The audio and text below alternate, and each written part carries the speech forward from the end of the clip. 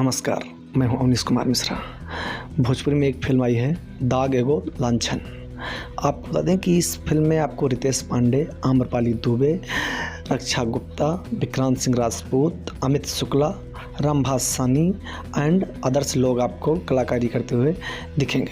आपको बता दें कि इसमें स्पेशल अपीयरेंस के रूप में रवि किशन जी आए हैं।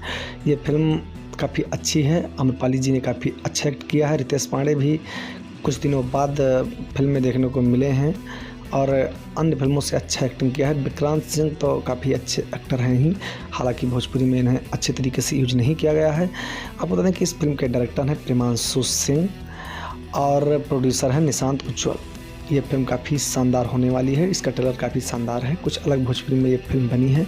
अब देखना है कि ये फिल्म कितना कमाल करती है, लेकिन अच्छी फिल्म है। धन्यवाद।